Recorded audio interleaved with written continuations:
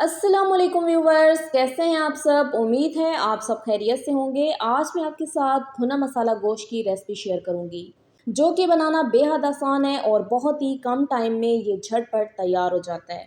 तो अगर आपके घर में अचानक से मेहमान आ जाएं या फिर आप ये चाहते हो कि इस शदीद गर्मी में जल्दी से गोश्त की कोई बहुत ही मज़ेदार सी डिश बनाएं, तो आपने इस रेसिपी को घर पे ज़रूर ट्राई करना है, क्योंकि ये फटाफट से मिनटों में तैयार भी हो जाती है और इसका जायका तो बेहद लजीज होता है। तो चलिए बनाना स्टार्ट करते हैं ये बहुत ही मज़ेदार सा भुना मसाला गोश्त।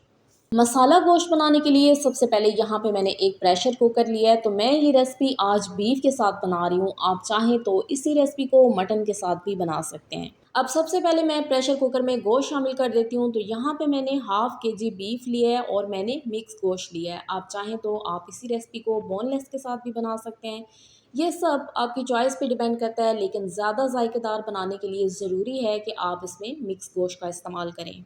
अब इसके साथ ही मैं इसमें प्याज शामिल कर देती हूँ। तो यहाँ पे मैंने 3 अदद दरमियाने साइज़ की प्याज ली थी और इनको मैंने लच्छे की शक्ल में काट लिया है।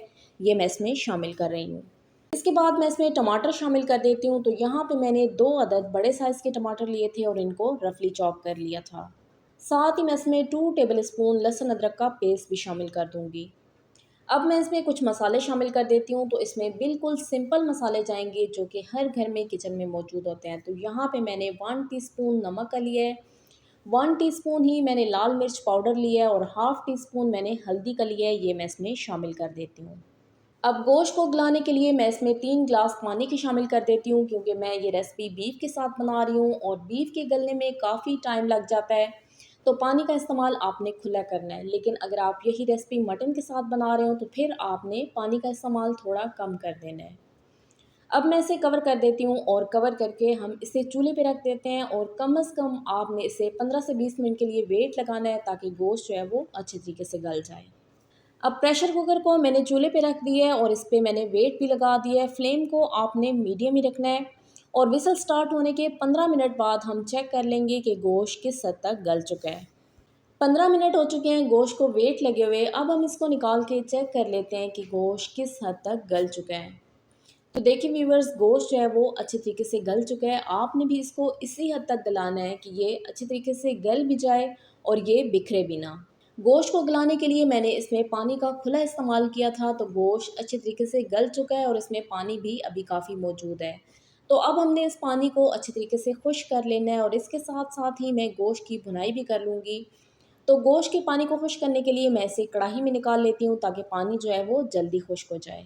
गोश्त को कढ़ाई में शामिल करने के बाद अब आपने फ्लेम को हाई कर देना है, ताकि पानी इसमें से अच्छी तरीके से खुश्क हो जाए और साथ साथ गोश्त की भुनाई भी हो जाए। अब इसके साथ ही मैं इसमें कुछ मसाले शामिल करती हूँ। तो यहाँ पे मैंने हाफ़ टी स्पून ज़ीरा लिया है, 4 से 5 अदद काली मिर्चें, 4 से 5 अदद लौंग और 2 अदद मैंने सब्ज़ इलायची ले ली है। ये मैं इसमें शामिल कर देती हूँ। अब हाई फ्लेम पे ही 4 से 5 मिनट के लिए मैं इसको पकाऊंगी, ताकि पानी जो है वो अच्छी तरीके से खुश्क हो जाए।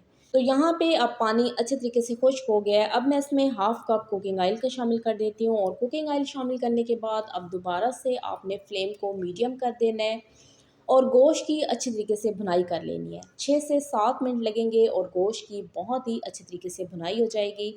भुनाई आपने इतनी करनी है कि इसमें जो हमने प्याज, टमाटर और लहसुन अदरक शामिल किए हैं वो अच्छी तरीके से मिक्स हो जाएँ और इसके साथ-साथ इसके ऊपर तेल भी आ जाए। अब भुनाई के दौरान ही मैं इसमें आधा कप दही का भी शामिल कर देती हूँ। तो इससे हमारे सालन का टेस्ट बहुत ही अच्छा हो जाएगा और ग्रेवी भी काफ़ी हद तक गाढ़ी हो जाएगी। तो दही शामिल करने के बाद बस अब आपने इसे बहुत ही अच्छे तरीके से भून लेना है। 8 से 10 मिनट के लिए मैंने गोश्त की अच्छे तरीके से भुनाई कर लिया है। इसमें प्याज और टमाटर भी अच्छे तरीके से मिक्स हो चुके हैं और ऑयल भी मुकम्मल तौर पे सेपरेट हो चुका है। अब मैं इसमें कुछ मसाले शामिल करती हूँ, जिससे भुने मसाले गोश्त के टेस्ट को चार चाँद लग जाएंगे। तो मैं इसमें हाफ़ टी स्पून कसूरी मेथी का शामिल करूँगी और हाफ़ टी स्पून ही मैं इसमें पिसा हुआ गरम मसाला भी शामिल कर दूँगी। साथ ही मैं इसमें 4 से 5 अदद हरी मिर्चें और हरा धनिया भी शामिल कर देती हूँ। तो इससे हांडी की लुक भी बहुत ही अच्छी हो जाती है और टेस्ट भी बहुत ही अच्छा हो जाता है। अब सारी चीज़ों को शामिल करने के बाद एक दफ़ा मैं इसको अच्छे से मिक्स कर लेती हूँ और मिक्स करने के बाद अब मैं इसमें आधा कप पानी का शामिल करके इसे 5 से 6 मिनट के लिए दम पे रख देती हूँ और उसके बाद ये हमारा बहुत ही मज़ेदार सा भुना मसाला गोश्त बन के तैयार हो जाएगा।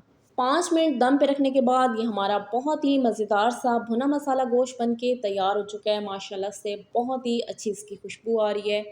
अभी हम इसको डिश आउट कर लेते हैं। तो देखिए व्यूअर्स, भुना मसाला गोश्त को मैंने डिश आउट कर लिया है और ये है इसकी फ़ाइनल लुक। तो बहुत ही मज़ेदार ये बन के तैयार हुआ है और बहुत ही कम टाइम में ये तैयार हुआ है।